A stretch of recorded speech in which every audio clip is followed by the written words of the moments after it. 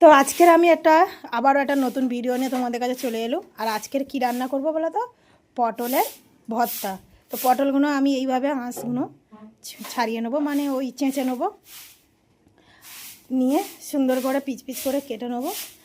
আর তোমরাও শুধু দেখতে থাকো, আর তোমরাও এইভাবে বানাও, দেখবে খুব সুন্দর লাগে। তো আমি এরকম ছোটো ছোটো করে পিসগুলো কেটে নিয়েছি, পটলের সাইজগুলো। আর আমার মিঠুরা কি করছে দেখো বন্ধুরা, অনেকটা ভালো হয়ে গেছে গো। আগে হাঁটতে পারতো না, কিন্তু এখন অনেকটা ভালো হয়ে গেছে, আর শুধু বদমাশি করে। তো এই দেখো কড়াইতে জল দিয়ে দিল, দিয়ে আর ঢাকা দেবো গ্যাসটা ধরিয়ে। আর আজকেরে কিন্তু পটলের এই ভর্তা করব আর মাছের ঝাল করব, তোমরা দেখতে থাকো।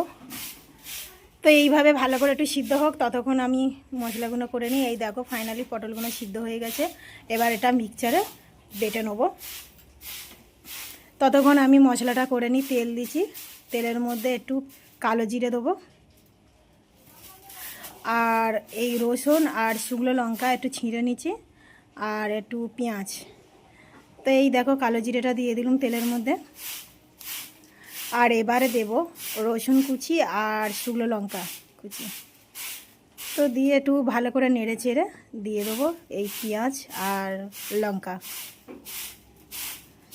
তো এটা ভালো করে ভাজতে ভাজতে একটু লাল করে নেবো। আর এদিকে ভাত হচ্ছে টকবক করে, দেখেছো বন্ধুরা। আর এই ভাতটা কিন্তু আমরা দুবার খাবো, একবারে রান্না করে নিই, দুবারের জন্য যা গ্যাস দাম বাবা, দুবার করে ভাত করার অনেক গ্যাস ফিরে যাবে। তো এদিকে ভাতটা হয়ে গেছে, আর ওই কড়াই মাছ ভাজাটা বসিয়ে দিচ্ছি, মাছের ঝাল করব। আর ছেলেটাকে বারবার বলছি ক্যামেরাটা ভালো করে ধর, কিছু দেখা যায় না। তো এই দেখো একটু লঙ্কার গুঁড়ো দিয়ে দিলাম, আর এবার একটু হলুদ দেব,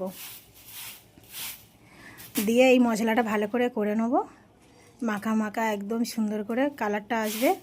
আর তখনই আমি পটলের এই মিক্সচারে মিক্স করে রেখেছি, আর একটু চিনি দিয়ে দিলাম। তোমরা চাইলে চিনি দিতে পারো, না চাইলেও না দিতে পারো। আমি একটু মিষ্টি মিষ্টি হবে বলে চিনি দিলাম, আর একটু লবণ ভালো করে দিলাম। দিয়ে আর এই দেখো মিক্সচারে এই পটলটা মিক্স করে এনে দিয়ে দিলাম। আর এটা একটু জল দিয়ে ধুয়ে দেবো, আর চামচ দিয়ে দিলে হয়, তো আমি একটু জল দিয়ে দেবো। দেয়া এইভাবে ভালো করে নাড়তে থাকবে। আর বন্ধুরা সাবধানে, কিন্তু এটা খুব ঠিক রচ্ছে, মানে এত পটলের এটা, তো এটা খুব ঠিক রবে। তো আস্তে আস্তে করে সাবধানে ওটা ভালো করে নেড়ে নেড়ে করতে হবে।